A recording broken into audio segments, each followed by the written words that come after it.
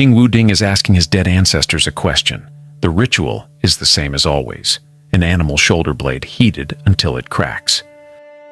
The pattern of fractures read like a message from the other side. The question, scratched into the bone before the heat is applied, has been asked before. Will she succeed? Should he send her again? The ancestors answer through the cracks. Yes, he sends her. And somewhere on the northwestern frontier of ancient China, 13,000 soldiers follow a woman into battle. Her name was Fu Hao. And for 3,000 years, almost nobody knew she existed. Not because the evidence was missing. The evidence was there the whole time, scratched onto bones in writing that never disappeared, buried in a tomb that was never opened. We just weren't looking. In 1976, the farmer's plow broke through the surface of a field outside Anyang, China. The ground collapsed into a void below. Archaeologists arrived, started digging. What they uncovered was something that happens maybe once in a generation of archaeology.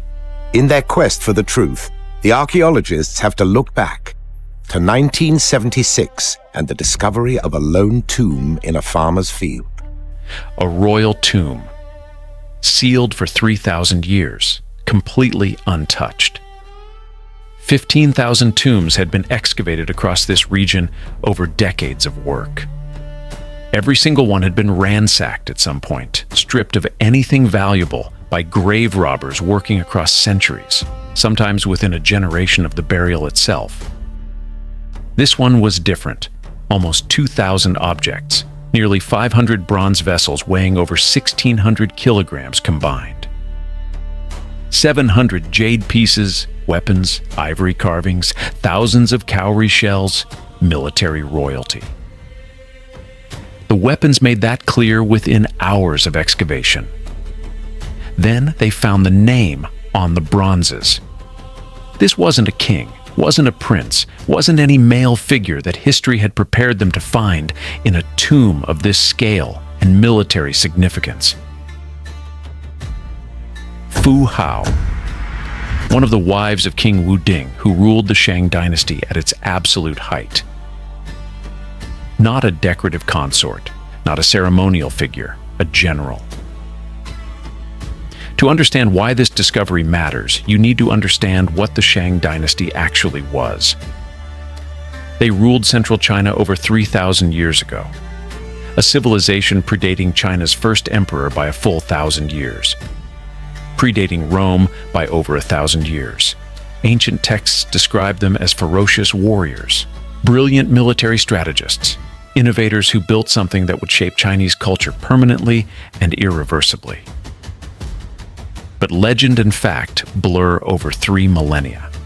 The stories about the Shang had been filtered through so many subsequent dynasties, each with their own reasons to reshape the history that came before them, that separating myth from reality had become one of archaeology's most contested problems. When archaeologists gathered at Anyang in 2009, their goal was straightforward. Find the evidence underneath the mythology. Prove what actually happened. Fu Hao's tomb gave them their clearest window yet into a civilization that had been half invented by its successors. The oracle bones are what make her story possible to tell with any certainty. Animal shoulder blades and turtle shells scratched with tiny inscriptions, recording the questions the Shang royal family posed to their dead ancestors. Heated until they cracked. Answers read from the fracture patterns by priests trained to interpret what the bones were saying. What makes them extraordinary beyond the ritual itself is those inscriptions, tiny characters that are the direct ancestors of modern Chinese script. The oldest writing system still in use anywhere in the world today, descending in an unbroken line from these 3,000-year-old bones sitting in storage pits at Anyang. Roughly 200,000 oracle bones have been found at the site so far. Fu Hao appears in that writing over 300 times. 300 separate inscriptions recording her military campaigns in detail, her religious ceremonies, her pregnancies, her health. her king repeatedly consulting his dead ancestors about whether to trust her with armies, territory, decisions that determined the direction of the entire dynasty. The ancestors kept saying yes. She raised 13,000 troops and led them personally against the Chang people on the northwestern frontier. The oracle bones don't describe her commanding from behind the lines or from a position of ceremonial oversight. They describe her in the field, at the front, making tactical decisions in real time. 13,000 soldiers following a woman's direct orders over 3,000 years ago. The weapons in her tomb confirm this wasn't symbolic. Over 100 battle axes, spears, and daggers with functional blades designed for actual killing rather than ritual display.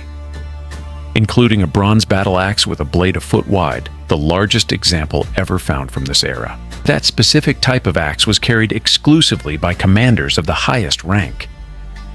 The authority to execute on the battlefield made physical and permanent, buried with her when she died because it defined who she had been. Ancient texts describe her leading Wu Ding's most famous campaigns. Being entrusted with operations other generals weren't considered capable of handling. The oracle bones show Wu Ding asking his ancestors about her constantly, which tells you something about how much he relied on her and perhaps how unusual that reliance was even in his own time. But the tomb contained something darker sitting directly alongside the military honors. 16 people were buried with her. Some were retainers, members of her household placed in the tomb to serve her in whatever came next. Others were ritual sacrifices. Members of her household, including her servants, who were buried close to her coffin. Killed specifically for her burial ceremony because she was important enough to receive them. Among those 16 were 2 children, positioned close to where her coffin rested. And there were also 2 children. It's quite plausible that these children would have been buried within the tomb chamber. The Shang's appetite for human sacrifice was real and documented across Anyang on scales that are genuinely difficult to process with modern sensibility. Pits of heads without bodies, bodies without heads found separately. Sacrificial ceremonies conducted in numbers that dwarf anything found and at comparable sites anywhere else in the world from this period of human history. This wasn't peripheral to Shang culture. It was central to it. The warfare that made Fu Hao famous served a dual purpose. It expanded territory and secured trade routes, but it also produced a constant supply of outsiders to sacrifice at the ceremonies that kept the ancestors satisfied and the dynasty legitimate. Fu Hao existed at the center of this world completely, led the armies that produced the prisoners, was herself honored in death with the same rituals she had helped perpetuate throughout every year of her adult life. Then the bronzes tell a completely different story about the civilization that produced her. Almost 500 vessels recovered from a single tomb. The Shang were the greatest bronze makers in the ancient world during their era. This isn't archaeological generosity. It's a straightforward technical assessment that modern metallurgists confirm when they study the work. The largest single bronze casting ever found from the ancient world comes from this period. Over 800 kilograms, cast as a single piece using the piece mold method that required extraordinary precision at every stage. Create a full-scale clay model with basic decoration. Build a multi-section outer mold around it, adding fine details as you work. Cut the mold into precise sections, reassemble around an inner core. Pour molten bronze through the entire system, and hope nothing fails. For vessels that couldn't be recast, that had to emerge from the mold perfect because the investment of labor and material made failure catastrophic. Centuries of accumulated knowledge concentrated into each pour. But nobody thought to ask what the Shang were actually drinking from those beautiful vessels until toxicologists examined the residue. The bronze alloy the Shang used contained significant quantities of lead. I deliberately added because lead and tin together lower the melting point of copper and make it easier to work with. a genuine technical innovation that improved the casting process considerably. Researchers recreated authentic Shang-era bronze vessels using the correct alloy ratios. Then they filled them with rice wine. The acidic drink consumed throughout Shang ritual and social life, as evidenced by the enormous number of drinking vessels recovered from every royal burial at Anyang. After 1 minute of contact, lead content in the wine measured 2,500 micrograms per liter. The safe limit recognized today is 75. After 4 days, the levels reached 80,000 micrograms. Over 1,000 times the maximum considered safe with any regularity of exposure. Lead is a neurotoxin that attacks the central nervous system directly. In chronic doses, it changes personality and behavior in ways that might not even be recognized as poisoning, causes physical deterioration over years, eventually kills. Skeletal analysis of Shang remains shows men dying at an average age of 35, women at 30. The greatest bronze makers in the ancient world were slowly poisoning themselves with their greatest achievement. Every ceremony conducted in honor of the ancestors, every ritual toast poured from those magnificent vessels. Fu Hao's skeleton wasn't preserved well enough to determine cause of death, but if she drank rice wine from lead-alloy bronze cups regularly throughout her adult life, the toxicologists say the neurological effects would have been severe, progressive, and life-shortening in ways nobody at the time would have connected to the vessels themselves. The woman who commanded 13,000 soldiers, who the oracle bones describe as one of the most trusted figures in the Shang court, may have spent her later years suffering the effects of the same bronze that represented everything her civilization had achieved. Her tomb revealed one more thing that completely reframes the ancient world's geography. Analysis of where the materials in that tomb originated tells a story of trade connections that shouldn't exist this early in human organization. Copper sourced from mines hundreds of kilometers south. Tin from regions even further still. Bronze daggers with designs unmistakably characteristic of Siberia. And nearly 7,000 cowrie shells. Some from the Chinese coast, others potentially traced all the way to the Indian Ocean, almost 5,000 kilometers away from Anyang. More than 1,000 years before the Silk Road was formalized, the Shang maintained trading networks that reached from Siberia to the Indian Ocean, moving materials across the world's highest mountain ranges and its most inhospitable deserts through systems of exchange that must have involved dozens of intermediate cultures along the way. The chariots buried in pits near the tombs completed the picture. The first chariots ever found in China appeared during Wu Ding's reign. Fully formed with sophisticated spoked wheels and bent wood construction originating from the Eurasian steppe far to the west.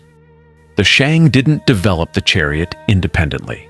They encountered it along those trade routes, recognized what it could do on a battlefield, and made it their own. Military technology traveling thousands of kilometers before transforming warfare at Anyang. Strontium isotope analysis of teeth from people buried at the site overturned everything. The human sacrifices assumed to be foreign war captives tested as locals. The household servants assumed to be local came from distant regions of China and beyond. Anyang was drawing people from across the known world, a Bronze Age city more cosmopolitan than 3,000 years of subsequent history ever acknowledged. Fu Hao wasn't an anomaly. She was its fullest expression. Her tomb sat sealed under an unremarkable farmer's field for 3,000 years. The oracle bones recording her name 300 times were dug up, misidentified, and sold as medicine by people who had no idea what they held. She almost vanished completely. Instead, one broken field gave her back.